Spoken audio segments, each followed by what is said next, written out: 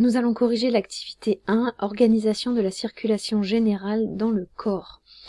Rappelez-vous, nous avons comme situation de départ Titeuf qui a schématisé sur son cahier de SVT la circulation du sang dans le corps. Nadia qui lui dit qu'il s'est trompé, elle va lui expliquer où sont ses erreurs. Vous avez donc, pour répondre à la question, vous avez donc utilisé différentes animations et le livre, page 191. Regardons ensemble l'animation qui vous était proposée. Dans cette animation, vous voyez ici le cœur, les poumons. Vous connaissez le rôle des poumons, recharger le sang en dioxygène. On a ici aussi l'intestin grêle, son rôle étant de recharger le sang en nutriments, et les muscles qui, pour fonctionner en se contractant, prennent le dioxygène du sang et relâchent du dioxyde de carbone dans le sang. En rouge, c'est le sang qui est riche en dioxygène et pauvre en dioxyde de carbone, alors qu'en bleu, c'est le sang qui est riche en dioxyde de carbone mais pauvre en dioxygène.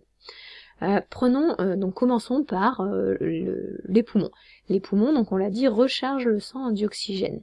Le sang qui ressort des poumons est donc coloré ici en rouge d'après les conventions, puisque riche en dioxygène, et il revient vers le cœur, en passant dans un vaisseau sanguin qui s'appelle une veine, la veine pulmonaire, puisqu'elle ramène le sang depuis les poumons vers le cœur.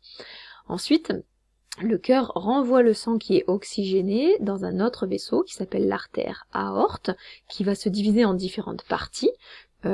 Ici, une partie qui va vers les intestins, une autre vers les muscles, et ce qui permet d'apporter le dioxygène à tous les organes. Les organes, en fonctionnant, prélèvent le dioxygène qui est dans le sang et rejettent le déchet de leur fonctionnement, c'est-à-dire le dioxyde de carbone. Donc le sang, quand il repart, eh bien, il est dans ce qu'on appelle un vaisseau sanguin qui s'appelle une veine. La veine rapporte le sang qui est peu oxygéné, ici la veine cave, depuis les muscles ou l'intestin vers le cœur. Entre les veines et les artères, il y a les capillaires sanguins, un réseau de tout petits vaisseaux sanguins très fins qui permettent les échanges entre les organes et les vaisseaux sanguins, et donc le sang. Le sang qui est arrivé au cœur ici, qui est peu oxygéné, va devoir se réoxygéner, et pour se réoxygéner, il va passer dans un vaisseau sanguin qui s'appelle une artère, qui va jusqu'au poumon, donc l'artère pulmonaire, et c'est à cet endroit que le sang va se décharger en CO2 et se recharger en oxygène, et le sang va repartir pour un tour. On voit bien ici qu'il y a donc deux boucles, une boucle précise entre les poumons et le cœur, et une autre boucle entre le cœur et tous les autres organes. Si l'on revient maintenant à notre activité, eh bien avec l'ensemble des ressources, vous avez normalement réussi à faire votre maquette et compléter le schéma. Je vous mets une autre vidéo pour la confection de ce schéma si vous n'avez pas réussi. Ici, vous avez un exemple d'une de vos maquettes que vous avez réalisée vendredi en classe avec les Scooby-Doo et les différents organes. Ici, le groupe que j'ai sélectionné pour vous présenter la maquette, eh bien, a représenté les petits capillaires sanguins dans les différents organes. Ils ont mis le nom de tous les vaisseaux sanguins et vous voyez qu'on voit bien ils ont représenté le sens de circulation du sang dans les différents vaisseaux sanguins. On voit bien donc que les artères ne transportent pas toujours du sang qui est oxygéné. Ici, c'est vrai pour l'artère aorte, mais si on regarde ici l'artère pulmonaire, c'est bien du sang qui est peu oxygéné entre le cœur et les poumons. Attention, donc sur votre schéma à vous, vous pensez à bien mettre les légendes. En rouge, c'est le sang riche en oxygène, en bleu, le sang pauvre en oxygène et riche en CO2. Quelles étaient donc les erreurs de Titeuf ? Eh bien, Titeuf, il a représenté la circulation du sang avec une seule boucle, comme si tous les organes étaient ce qu'on appelle en série et pas en dérivation.